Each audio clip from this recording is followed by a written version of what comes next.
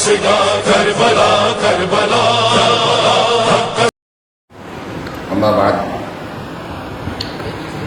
فقد قال الله الحكيم في كتابه الكريم بسم الله الرحمن الرحيم ونفس وما سواها فألهمها فجورها وتقواها. عزیزان، ماہ مبارک رمضان میں یہ دروس کا سلسلہ جاری ہے.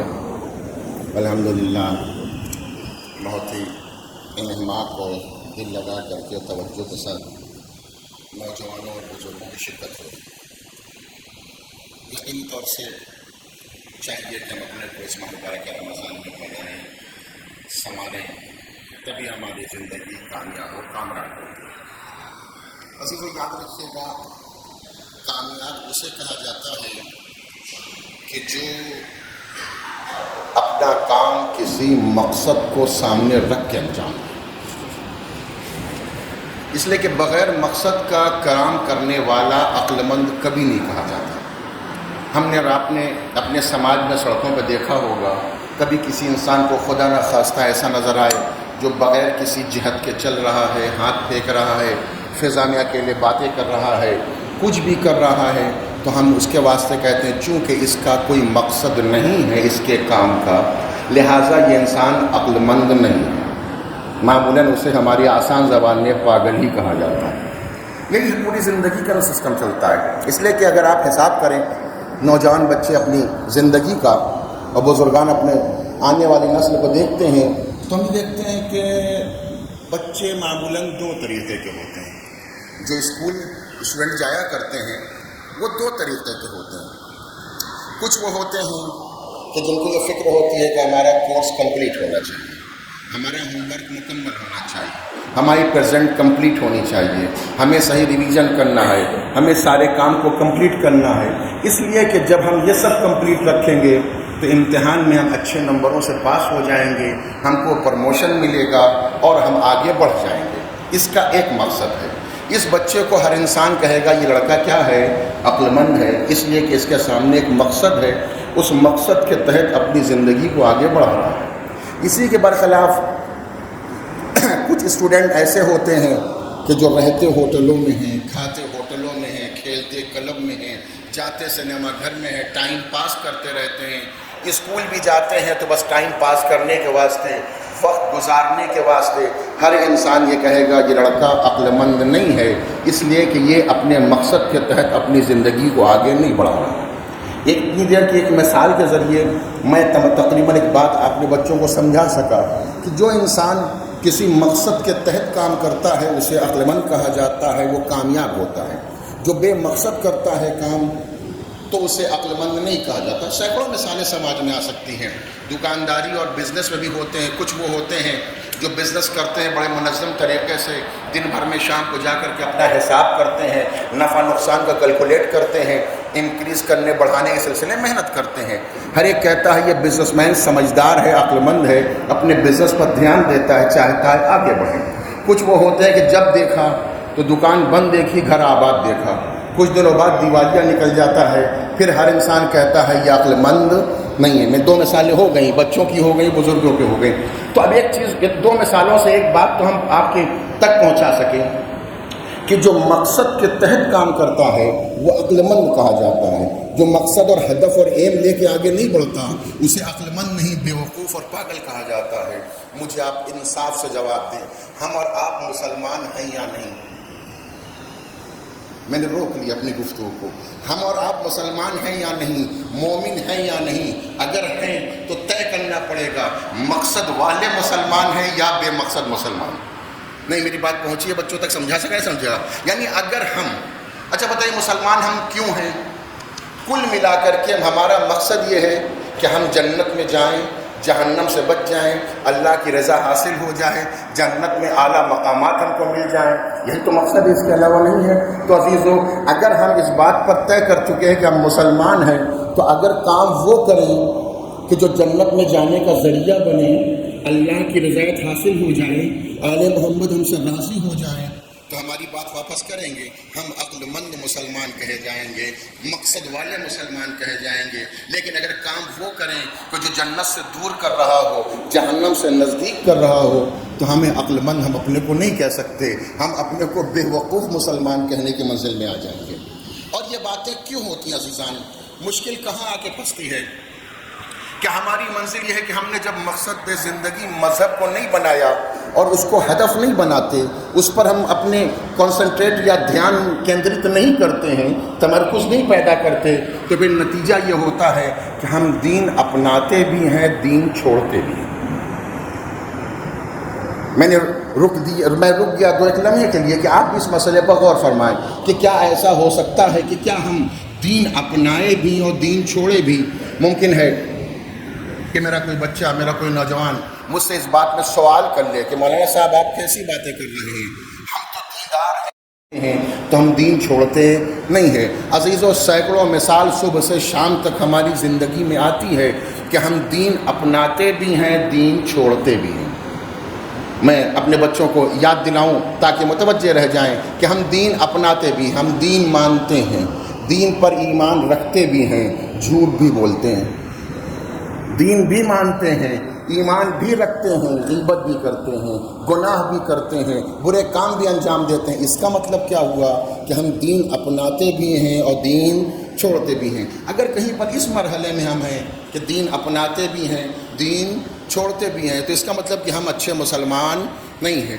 اگر میں وہ مثال دوں کہ جو میرا بچہ اور نوجوان اس مسئلے کو سمجھ سکتا ہے کہ کبھی کبھی ایسا ہوتا نہیں ہوتا کہ دین اپناتے بھی ہیں، دین کو مانتے بھی ہیں، شریعت نے جہاں جہاں منع کیا کہ اسے نہ دیکھو اسے دیکھتے بھی ہیں، شریعت نے جہاں منع کیا اسے نہ کھاؤ یہ حرام ہے اسے کھاتے بھی ہیں۔ نہیں ہوتا ہے، بسا اوقات کسی کو ٹوک دو، روک دو، ارے بھائی صاحب کیوں کھاتے ہو، یہ حرام ہے، یہ فلاں رام آسرے اور رام بھروسے کی دکان کا اس طرح کھانا ٹھیک نہیں ہے۔ کہنے مولانا ٹیسٹ تو اسی میں آتا ہے، حلال چیزوں میں تو ٹیسٹ ملتا ہی نہیں ہے۔ یعنی ہم پوری زندگی ٹیسٹ کے ذریعے گزارتے ہیں اور اسی میں ٹیسٹ ڈھونڈا کرتے ہیں۔ میرے دوستوں، میرے بچوں، یاد رکھ لیں ٹیسٹ ملے گا مگر ایک جگہ ملے گا۔ میں نے ایک لفظ کہی جس پہ آپ کبھی غور کیجیے اکیلے میں جا کر کے، نعمتوں میں ٹیسٹ ملے گا مگر ایک ہی جگہ ملے گا، یا یہاں ٹیسٹ لے لو یا وہاں ٹیسٹ لے لو۔ اگر ٹیسٹ یہاں لے لیا یہاں کی نعمتوں میں تو وہاں سے محروم ہو جاؤ گے۔ اگر اپنے نفس پر کنٹرول پیدا کر کے، اللہ کے حکم کی پابندی کر کے، اور ہم یہاں کے ٹیسٹ کو جس حرام ہے اس کو ترک کر دیں گے تو پروردگار اس سے بہتر ٹیسٹ ہم کو وہاں دے گا۔ یہ ہماری ذمہ داری ہے کہ ہم چاہیے کہ ہم اپنے کو ایسا بنائیں کہ صحیح مسلمان اور صحیح صاحب ایمان قرار پائیں۔ ایک سوال پڑھ دیں۔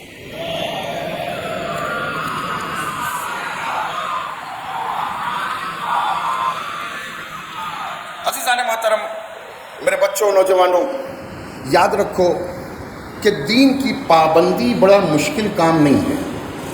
ہم اور آپ یہ کبھی کبھی سوچا کرتے رہے دین کے احکام اتنے سخت ہیں، تو یاد رکھیے گا انسان کی زندگی کے 3 مرحلے ہیں۔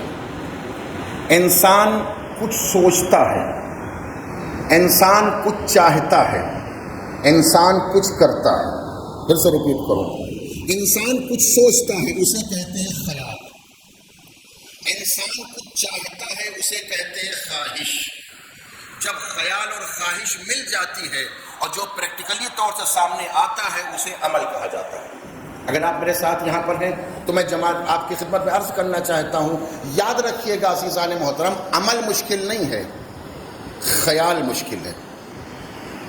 شاید میں اپنی بات ابھی زیادہ واضح نہیں کر سکا مگر میں چاہتا ہوں کہ وضاحت کروں کہ آپ یہ سوچیں کہ مولانا کیا فرما رہے، سوچنا تو مشکل نہیں ہے، عمل تو مشکل ہوتا ہے۔ میں نے عرض کیا کیا کہ سوچنا مشکل ہے، خیال مشکل ہے، عمل مشکل نہیں ہے۔ کیوں؟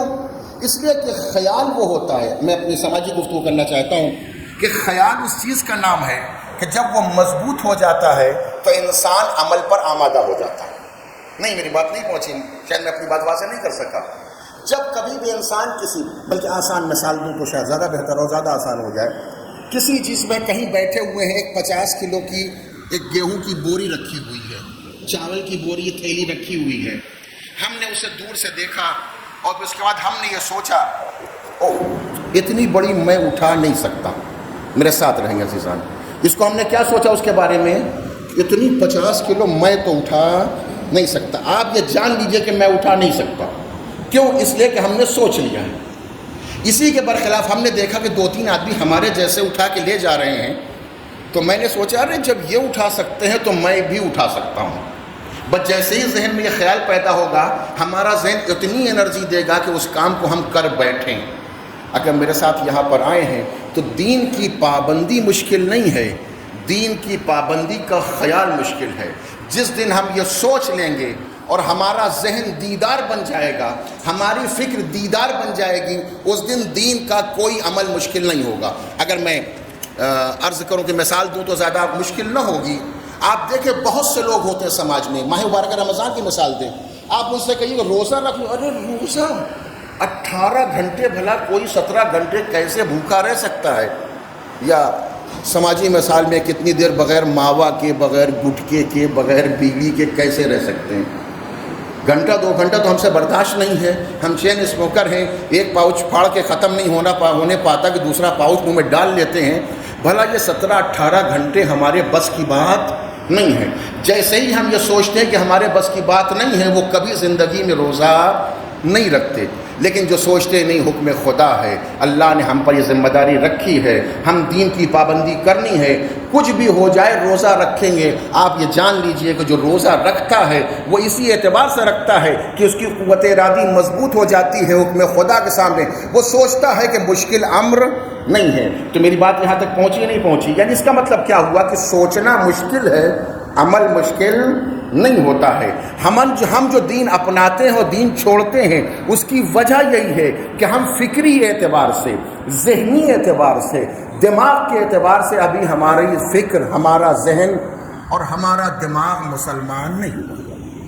میں اپنی بات تک آ چکا ہوں، اور یہاں سے کچھ دیر آپ کی خدمت میں پوری بحث کو جہاں تک آپ مقدمے سے گزر کے آیا ہوں تاکہ اپنی بات پہنچا سکوں، شاید کسی نتیجے تک پہنچ سکے، کوئی فائدہ مند انشاءاللہ بحث رہے گی جو میں پہنچانا چاہتا ہوں کہ ہمارا ذہن ابھی مسلمان نہیں ہوا، اسی لیے دین چھوڑتے بھی ہیں اور دین اپناتے بھی ہیں۔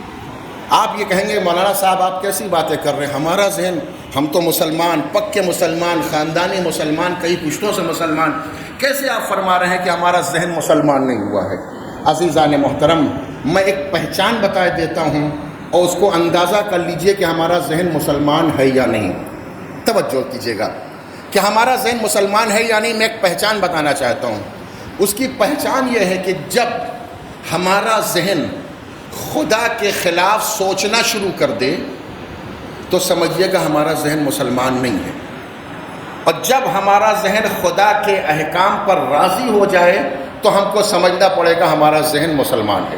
جب ذہن مسلمان ہوگا، فکر مسلمان ہو جائے گی، انسان کے اعضاء و جوارح مسلمان ہو جائیں گے، انسان مسلمان ہوگا، اطراف کا مسلمان ہوگا، پوری سوسائٹی مسلمان بن سکتی ہے۔ میری بات پہنچنی اگر واضح نہ ہوئی ہو تو میں وضاحت کرنا چاہتا ہوں کہ انسان کا ذہن خدا کے خلاف سوچنا بند کر دے، سمجھیے گا ہم پکے مسلمان، اور جب تک ہمارا ذہن خدا کے خلاف سوچ رہا ہے تو یقین جانیے ابھی ہم مسلمان نہیں ہوئے ذہنی طور سے۔ فزیکلی ہو سکتا ہے ہم نماز میں کھڑے ہو جائیں، مجلس میں چلے جائیں، درس میں چلے آئیں، تمام مسجد کے مراسم اور پروگرام کے اندر ہم شرکت کریں، لیکن ابھی ہم واقعی مسلمان نہیں بنے۔ میں آپ کو ایک دو پتے بتا دوں کہ کہاں پر انسان کب اللہ کے خلاف سوچتا ہے۔ میرے ساتھ رہیں، شاید مثالیں کام آ جائیں کہ انسان اللہ کے خلاف کب سوچتا ہے۔ ہم سوچتے ہیں کہ ہم نہیں سوچتے ہیں۔ ہم اپنی مثال دیں، مثلا میں ہوں، فٹ پاتھ پر میں کوئی اپنا دھندا کر رہا تھا، چادر بچھا کر کے، پلاسٹک بچھا کر کے، کوئی تھوڑا بہت سامان 200 400 500 1000 کا سامان لے کے میں فٹ پاتھ کے اوپر اپنا دھندا کر رہا تھا۔ متوجہ میرے ساتھ رہیں، دھندا کر رہا تھا، گزارا کر رہا تھا۔ اچانک مئی جون کا موسم، شدید گرمی، دوپہر کا وقت، نہ بادل آئے، نہ گرج ہوئی، نہ چمک ہوئی، اچانک تیز بارش شروع ہو گئی، اور میں اپنا سامان جب تک میں سمیٹوں، میرے ساتھ رہیں گے، جب تک میں اپنا سامان سمیٹوں اتنی دیر میں میرا سامان اور میرا مال کیا ہو گیا؟ بھیگ گیا۔ آپ میری کیفیت کیا ہوگی؟ ہم سیدھے آسمان کی طرف دیکھیں گے، کیا کہیں گے؟ مالک، ہم غریب انسان تھوڑا سا دھندا کر کے اپنا پیٹ پال رہے تھے، بہت بڑا بزنس تو نہیں تھا، اگر تجھے پانی برسا نہیں تھا تو بادل آتے، گرج ہوتی، چمک ہوتی، ہم تھوڑا بہت اپنا سامان سمیٹ لیتے، یہ تو نے تو میرا مال بھگا دیا. میں لفظ کہہ دوں, مال ہی نہیں بھیگا, ایمان بھی بھیگ گیا.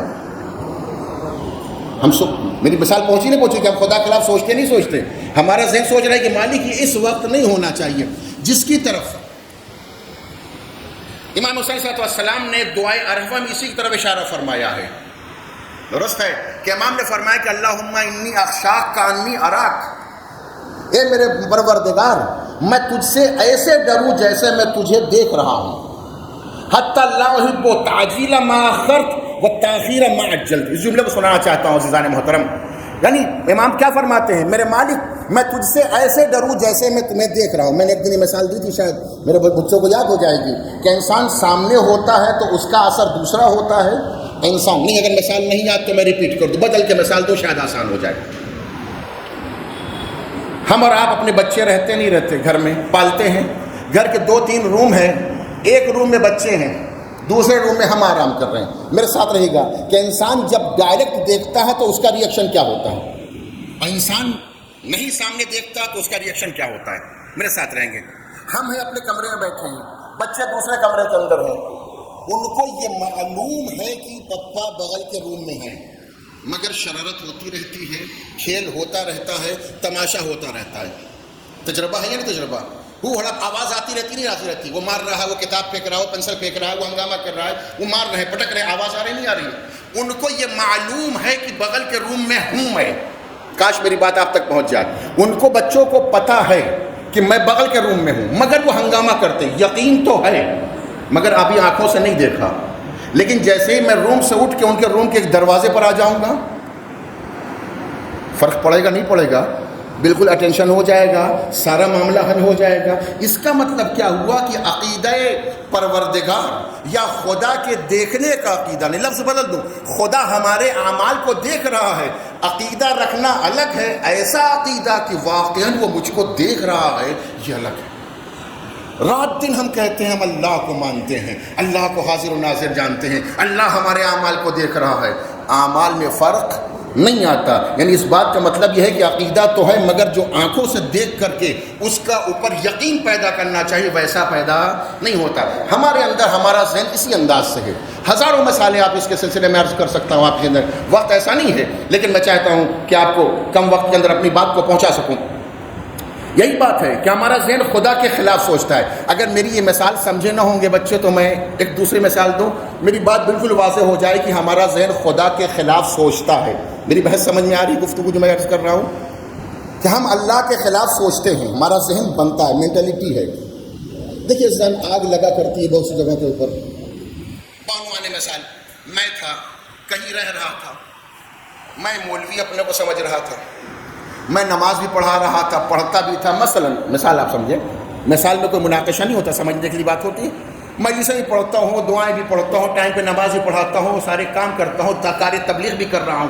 میرے بغل میں ایک برد مومن میرے ہی جیسا مسلمان, اپنا شیعہ اہل بیت کا چاہنے والا, میرے پڑوس میں ہے, مسجد پڑوس کے اندر اس کی بھی ہے, گھر ہی پاس میں ہے. نہ کبھی مسجد میں گیا, نہ کبھی مجلس میں گیا, نہ کبھی کسی کار خیر میں حصہ لیتا ہے. لاوبالی, بے دین, لامذہب. کنڈیشن سامنے آ گئی.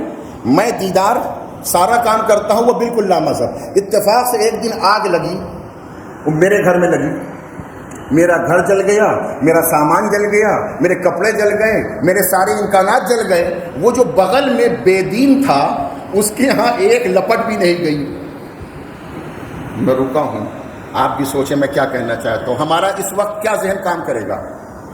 ہم سیدھا سر کو اٹھائیں گے, مالک یہ تو سمجھ میں نہ آیا, میں تو تیرا دیدار بندہ, میں تیرا مخلص بندہ, میں مجلس پڑھتا ہوں, نماز پڑھاتا ہوں, کار خیر کرتا ہوں.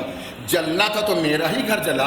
وہ تو نہ کبھی سجدہ کرتا ہے, نہ کبھی مسجد گیا, نہ کار خیر کیا, ہمیشہ گناہ میں رہتا ہے, اس کا کچھ نہ بگڑا. آپ سمجھ رہے ہیں نہیں سمجھ رہے ہیں؟ ہمارا ذہن خدا کے خلاف سمجھ رہا ہے, جا رہا ہے یا نہیں جا رہا ہے. ہمارا سوچنا نہیں سوچنا, جیسے ہی یہ سوچے. لیکن جب ذہن اسلامی, توجہ سے نتیجہ دینا چاہتا ہوں, لیکن جب ذہن اسلامی بن جاتا ہے, فکر مذہبی بن جاتی ہے, خدا والا مزاج بن جاتا ہے, ذہن اسلامی اور انقلابی بن جایا کرتا ہے, اس وقت انسان سوچتا ہے کہ مالک اگر میرا سامان جل گیا تو کوئی بات نہیں, میرا گھر جل گیا تو کوئی بات نہیں, ہو سکتا ہے کل اس کے اندر میرا کوئی نقصان تھا, تو نے بڑے نقصان سے بچا لیا. میری بات اتنی دیر گفتگو میرے نتیجہ میں آپ کے وقت عزیز کو ضائع نہیں کروں. میں چاہتا ہوں آپ ذہن کے اندر ایک اسلامی فکر لے کر کے اٹھیں. مجھے جو ذمہ داری دی ہے میں کوشش کروں گا کہ اپنے بچوں تک اپنی بات کو پہنچا سکوں. یعنی جب اس انداز سے سوچنا شروع کریں, اگر کہیں نقصان ہو جائے, اگر کہیں بیماری ہو جائے, اگر کہیں پریشانی ہو جائے, تو تم یہ سوچو کہ مالک یہ بہتر جو تو نے کیا یہ ہمارے حق میں یہی بہتر تھا. جس دن ہم اس طرح سوچنا, بہت سے مسائل آتے ہیں عزیزان محترم. میں فار ایگزامپل آپ کو دوں, جیسا میں نے ابھی سرکار سید الشہداء کا جملہ عرض کیا جو دعائے عرفہ میں امام نے فرمایا تھا, حتی اللہ وحب و تعجیل ما خرت و تاخیر ما جلد. مالک میں تجھ سے اس طرح ڈرنے لگوں, اس طرح ڈروں کہ اس کے بعد میں جو تو نے میرے لیے آج رکھا ہے یہ نہ سوچوں کہ یہ بعد میں ہوتا, اور جو تو نے میرے لیے بعد میں رکھا ہے اس کے لیے ابھی نہ سوچوں. شاید میری بات واضح نہیں ہوئی, میں ترجمہ کر کے آگے نکلنا نہیں چاہتا, لیکن محسوس کریں اس مسئلے کو کہ آخر ہوتا ہے. بہت سے مسائل ہوتے ہیں یا نہیں ہوتے ہیں؟ ہوتے ہیں. ایک انسان ہے, ایک مشکل ہے, ایک مکان بنانا چاہتا ہے, کوئی ضرورت پڑ گئی, کوئی بیمار ہے, کوئی آزار کسی مسائل کے اندر ہے, ہم پریشان ہیں, کہیں سے پیسے وغیرہ امکانات نہیں مل پا رہے ہیں, کوئی سسٹم حل نہیں ہو پا رہا. ہمارا مریض ٹھیک ہو گیا, اس کے 1 مہینے بعد کسی نے ہم کو ایک بڑی اماؤنٹ دے دی.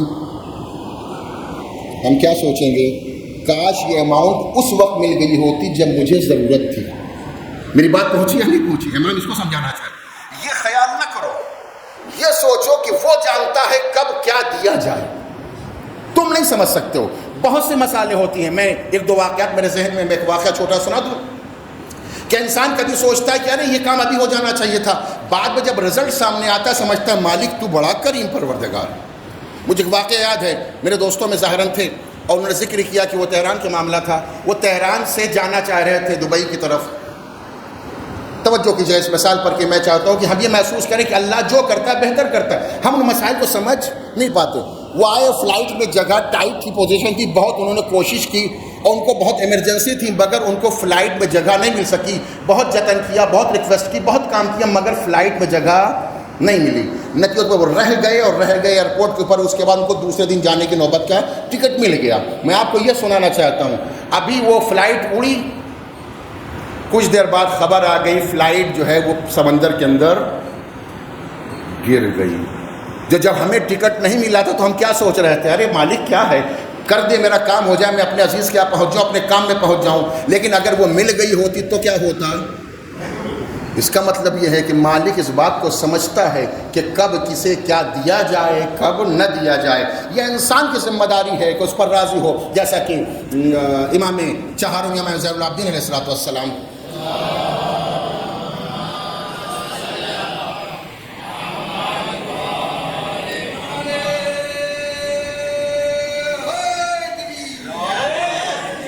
جب آپ مریض ہوتے تھے تو ایک دعا پڑھتے تھے. وہ صحیفہ کاملہ میں دعا موجود ہے, میں خلاصہ سن الفاظ کے ساتھ بات نہیں, لیکن خلاصہ اس مفہوم کو ادا کرنا چاہتا ہوں کہ جب بیمار پڑتے تھے تو امام یہ دعا فرماتے تھے. اس کے اندر اس مفہوم کے ساتھ امام نے ہمارے ذہنوں کی رہنمائی کی, راہبری کی کہ میرے پروردگار میں تیرا اس پر شکر ادا کروں کہ جب میں سلامت تھا اور تیری عبادت کرتا تھا, یا اس پر شکر ادا کروں کہ آج جو بیمار ہو گیا ہوں تیری عبادت نہیں کر پا رہا ہوں. کیوں؟ امام نے اس کا ریزن بھی ارشاد فرمایا. امام فرماتے میرے مالک جب میں صحت تھی, میرے پاس سلامتی تھی, میں طاقت تھی میرے پاس, جب میں کار خیر کرتا تھا تو ثواب دیتا تھا. آج میں بیمار ہو گیا ہوں, عمل نہیں کر سکتا, یہ تیرا کرم ہے کہ صرف نیتوں پہ ثواب دے رہا ہے. میں اس پر تیرا شکر ادا کروں یا اس پر؟ یعنی انسان کی رہنمائی کے لیے صحیفہ کاملہ کی یہ دعائیں, یہ ارشادات, یہ خود بھی اس بات پر متوجہ کرتے ہیں کہ ہمیں ذہنی طور سے, فکری طور سے ہر لمحے مسلمان ہونا چاہیے. جب ہم اسلامی فکر و مینٹلیٹی پیدا کر لیں گے تو پھر دین کی پابندی ہمارے لیے مشکل نہیں ہوتی. اگر بچوں نے پڑھا ہوگا, میں اس کو یاد دلانا چاہتا ہوں. عزیزان محترم, جو معصومین گناہ نہیں کرتے, ایک پوری بحث ہے, بحث عصمت, جو طلبہ نے درس میں امام 10 میں اس بات کو پڑھا ہوگا. میں اس کو خالی اپنی بات کو جوڑنے کے لیے کہنا چاہتا ہوں کہ بات کو پڑھا ہوگا آپ نے کہ جو امام معصوم گناہ نہیں کرتا, یا معصومین جو گناہ نہیں کرتے, یہ اس لیے نہیں کرتے کہ ان کو پابند بنایا گیا ہے. یہ بحث پڑھی نہیں پڑھی, اکثر بچوں نے پڑھی ہوگی, بھول گئے ہوں تو میں ریویژن کروا دوں اس بحث کو. ایک سلوات پڑھ دیں آپ.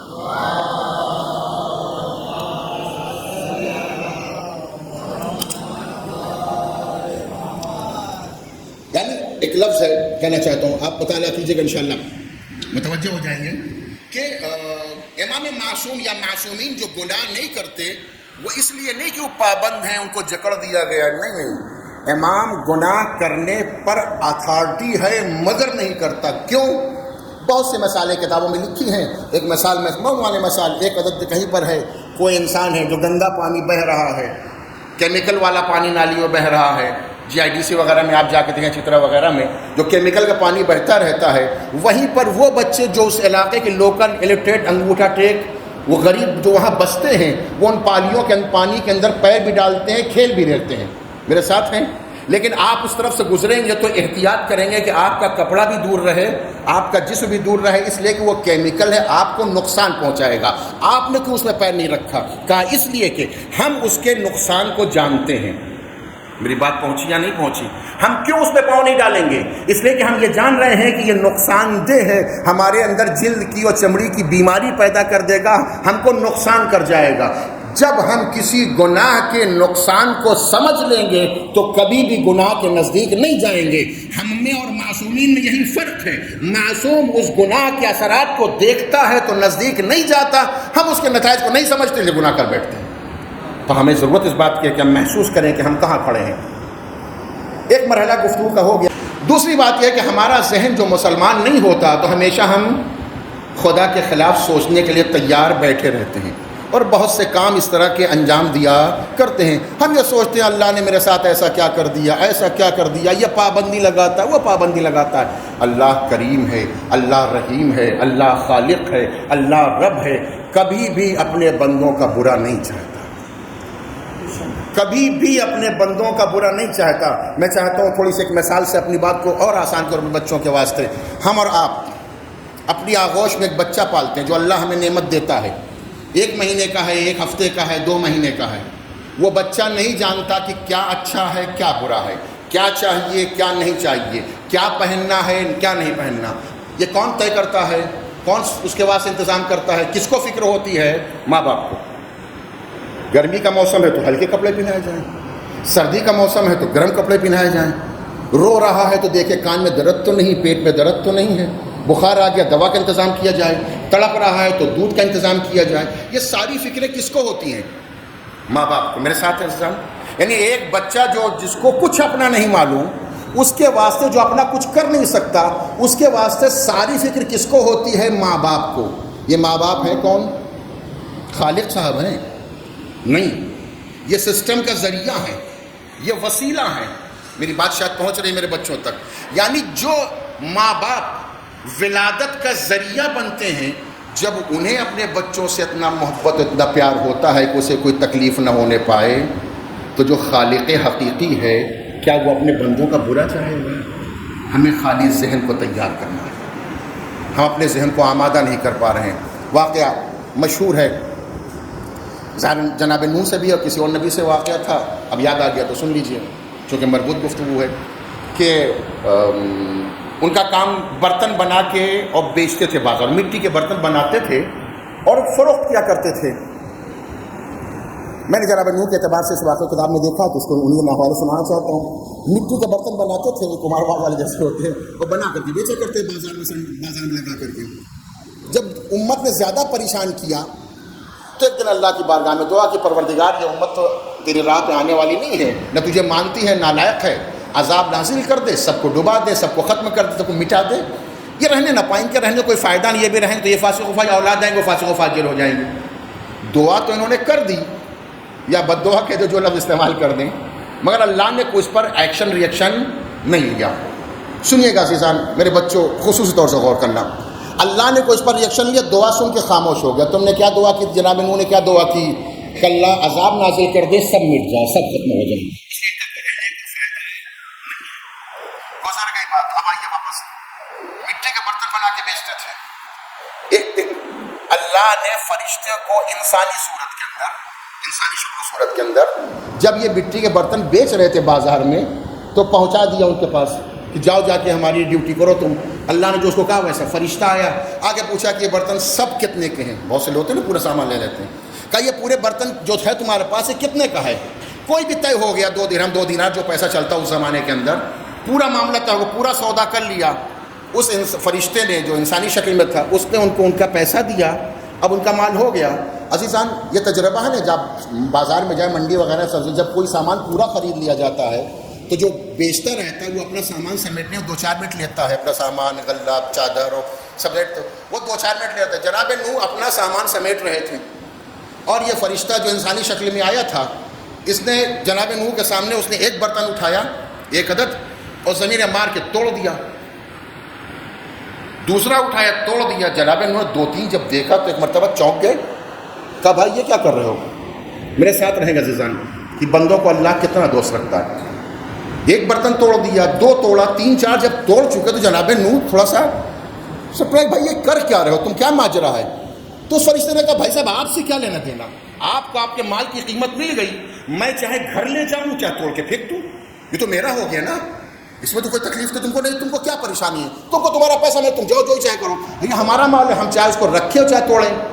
اس نے کہا بھائی صاحب یہیں تک آپ کے ذہن کو لایا ہوں، کہا بھائی صاحب بات ٹھیک ہے۔ جناب انہوں نے کہا بھائی صاحب بات تو تمہاری صحیح ہے کہ مجھ کو میرے پیسے مل گئے ہیں، یہ تم اس کے مالک ہو گئے ہو، مگر مجبوری یہ ہے کہ چونکہ میری محنت لگی ہے اس کے اندر، اس لیے تم اس کو میرے سامنے توڑ رہے ہو تو مجھے تکلیف ہو رہی ہے۔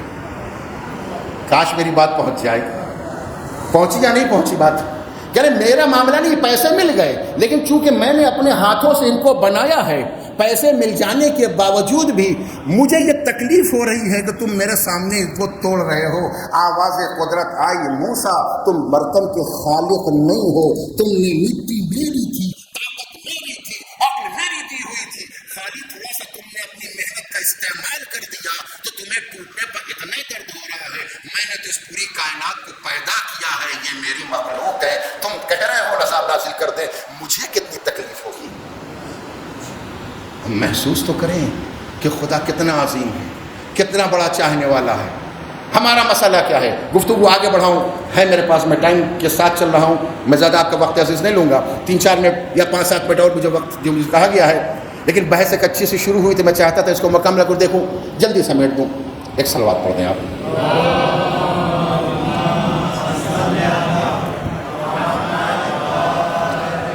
بحث کے آخری مرحلے میں چاہتا ہوں بحث ناقص نہ رہ جائے تو اس کو آپ مکمل کرنا چاہتا ہوں۔ تو عزیزان بچہ بڑا ہونے لگتا ہے، بچہ پلنے لگتا ہے، جب بڑا ہوا 1 سال کا 1.5 سال کا ہوا، بچے کو ہم گود میں لیتے ہیں، گھر سے باہر نکلتے، وہ کہتا ہے پپا باہر لے چلو، ہم بچے کو لے کے باہر نکلتے ہیں، جس دکان پہ کھڑا ہو جائے گا وہ 1 ٹافی کہے گا تو ہم 2 دلاتے ہیں، وہ 1 کھلونا کہتا ہے ہم 2 دلاتے ہیں، وہ 1 سامان کہتا ہے ہم 4 دلاتے ہیں، بچہ خوش ہو جاتا ہے۔ میرے ساتھ رہے گا عزیزان محترم، یعنی بچہ خوش ہوتا ہے، آپ کا تجربہ ہے نا، بچوں کو کھلاتے رہتے ہیں، کھلاتے باہر جاتے ہیں، جتنا اس کو کہتا ہے کرتے جاتے ہیں۔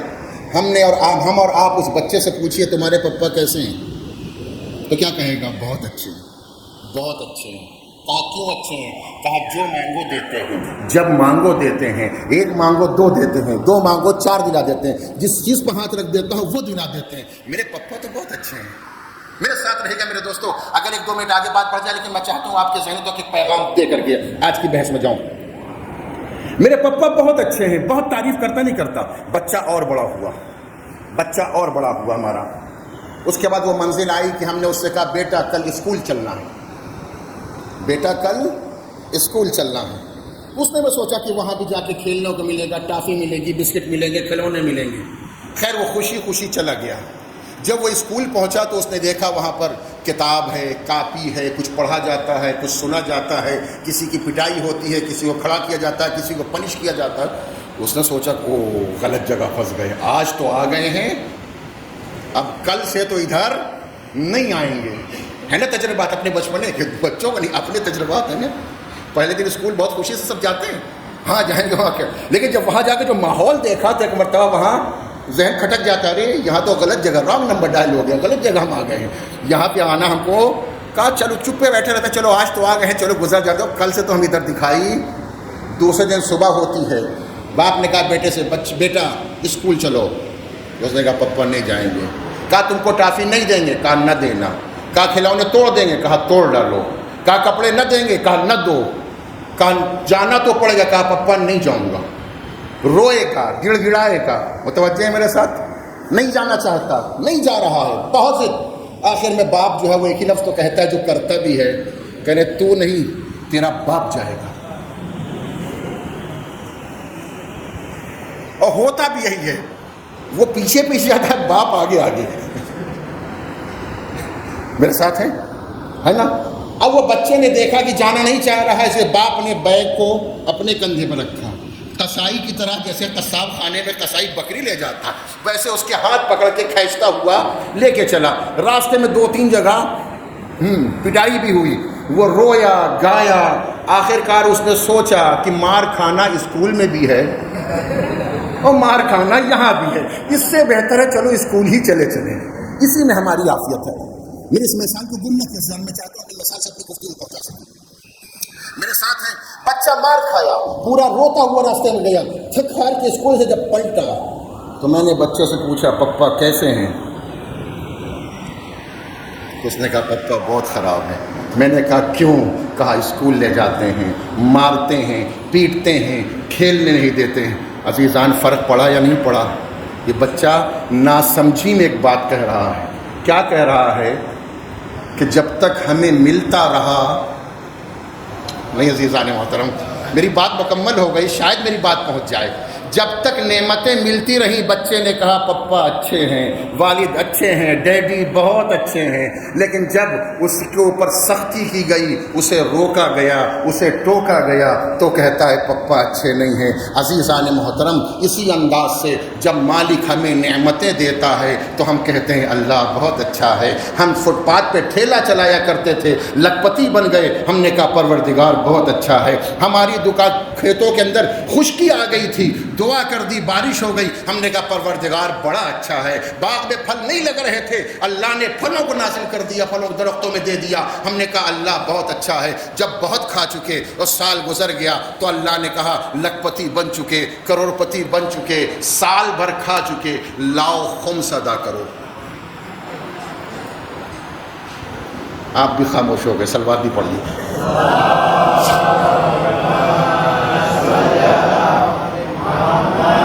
میری بات پہنچ نہیں پہنچ رہی ہے؟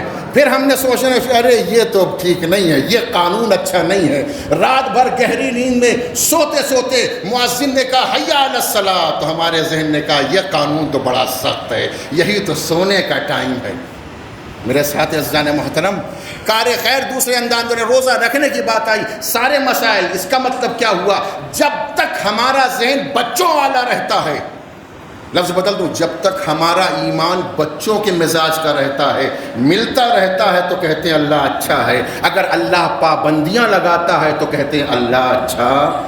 میری بات مکمل نہیں ہوئی عزیزو, میرے جملے کو آخری کلمات میرے آپ کو انشاءاللہ یاد رہ جائیں گے. لیکن وہ بچہ جو اسکول جانے لگتا ہے, ماں باپ اسے کھیلنے سے روکتے ہیں, غلط سوسائٹی سے روکتے ہیں, پکنک جانے سے روکتے ہیں, پڑھائی پر توجہ دیتے ہیں, اسکول بھیجا کرتے ہیں, ٹیوشن پہنچایا کرتے ہیں. جب یہ بچہ ٹیوشن جاتا ہے تو گڑ گڑاتا ہے, راضی نہیں ہوتا, منہ بناتا ہے. کھیل سے روکا جاتا ہے تو باپ سے ناراض ہوتا ہے, پکنک سے روکا جاتا ہے ماں سے ناراض ہوتا ہے. نہ جانے کتنے جتن کیا کرتا ہے, ایک لمحے کے لیے نوجوان اپنے ماں باپ سے راضی نہیں ہوتا.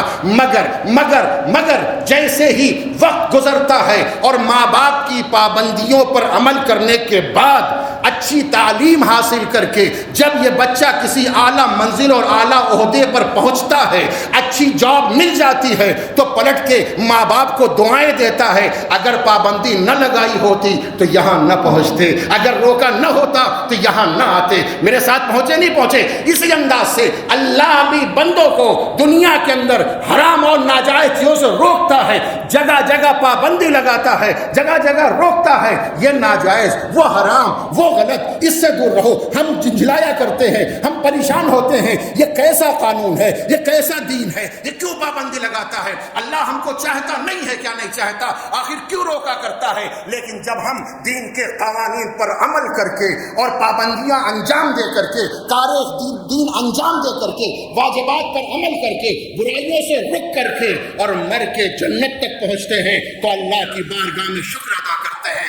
مالک تیرا شکر ہے, اگر کل نہ روکا ہوتا تو جہنم میں جاتا, آج جنت اسی لیے ملی ہے کہ تیرے حکم کی پابندی کی ہے۔ اگر آل محمد کو نہ بھیجتا، انبیاء نہ بھیجتا تو ہم اس مقام تک نہ پہنچتے۔ تو جب تک بچوں والی ذہن ہوتا ہے انسان خدا سے ناراض ہوتا ہے، لیکن جب رزلٹ سامنے آتا ہے خوش ہو جاتا ہے، راضی ہو جاتا ہے۔